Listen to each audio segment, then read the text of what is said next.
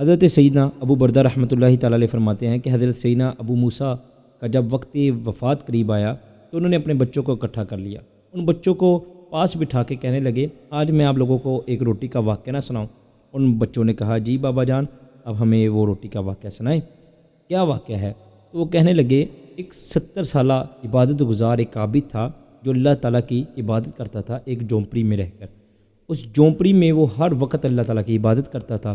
بالآخر ایک دن اس جھونپڑی سے اس نے پردہ ہٹایا اور باہر آیا. اس نے ایک حسین و جمیل عورت کو دیکھا. اس عورت کے فتنے میں وہ گرفتار ہو گیا. بالآخر غالباً 7 دن یا 7 راتیں وہ اس عورت کے ہاں رہا، اس عورت کے ساتھ رہا. بالآخر اس کی آنکھوں سے غفلت کا پردہ ہٹا. جب غفلت کا پردہ ہٹا تو ندامت کے آنسو لے کر اللہ کی بارگاہ میں سجدہ سجود کیا، معافی مانگی، توبہ کی میرے مولا میری معافی قبول کر لے، میری توبہ قبول فرما لے، مجھے معاف فرما دے. ہر وقت اللہ تعالیٰ کی بارگاہ میں معافی مانگتا تھا. بالآخر پھر ایک دن وہ اس جگہ سے روانہ ہوا تو اس جگہ پر گر پڑا جہاں 12 مسکین رہتے تھے. ان 12 مسکینوں کے قریب جا کے گر پڑا. جب اسے ہوش آئی تو دیکھا ان 12 مسکینوں میں ایک راہب آیا. اس نے ان مسکینوں کو ایک ایک روٹی دی. تو ان مسکینوں میں اس نے اس عابد کو بھی مسکین سمجھ کر روٹی دے دی. بالآخر وہ 12 مسکینوں میں سے ایک مسکین کو روٹی نہ ملی. اس نے راہب کو کہا راہب صاحب آپ نے مجھے روٹی کیوں نہیں دی آج؟ تو اس نے کہا میں نے تو 12 روٹی لے کر آیا تھا، میں نے تو سب کی سب تقسیم کر دی آپ لوگوں میں. لیکن وہ کہنے لگا نہیں آپ نے مجھے روٹی نہیں دی. وہ کہنے لگا آپ لوگوں میں سے کسی کو 2 روٹی تو نہیں ملے گی؟ سب کہنے لگے نہیں ہم سب کو ایک ایک روٹی ملی ہے.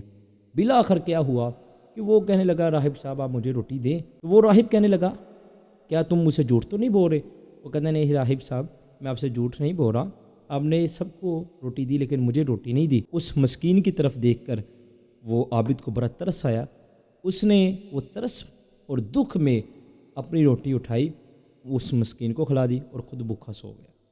بھوکا سویا، اسی بھوک کی وجہ سے اس کا انتقال ہو گیا. پھر مرنے کے بعد اس کی جو عبادت تھی اس عبادت 70 سالہ عبادت کا موازنہ ان 7 راتوں سے ہوا. وہ 7 راتیں جو تھی اس کی عبادت کے اوپر غالب آ گئی. بالآخر 7 راتوں کا موازنہ وہ مسکین کو دی ہوئی ایک روٹی کے ساتھ ہوا. وہ ایک روٹی 7 راتوں کے اوپر غالب آ گئی. تو حضرات دی وقار صدقہ کرنا، روٹی کسی غریب کو کھلانا، کسی یتیم کو کھانا کھلانا اللہ کے ہاں بہت مقبول ہے. کوشش کیا کریں کسی نہ کسی کو کھانا کھلائیں. کسی مسکین کو، کسی غریب کو تلاش کر کے کسی بھوکے کو اگر آپ کھانا کھلائیں گے، آپ کی وجہ سے اگر ایک بھوکا کھانا کھا لے گا تو اللہ کی بارگاہ میں آپ مقبول ہو جائیں گے. اللہ بھی خوش ہو جائے گا. وہ بھوکا دعا کرے گا یا اللہ اس نے مجھے رجایا ہے تو اسے رجا دے. تو خدا کی قسم وہ بھوکا جس بھوک کی وجہ سے تڑپ رہا تھا آپ نے اسے کھانا کھلایا، اس کی بھوک مٹائی، تو وہ اسی بھوک کی وجہ سے آپ کے لیے دعا کرے گا. اللہ تعالیٰ آپ کو اتنا اجر عطا فرمائے گا، اتنا مال عطا فرمائے گا.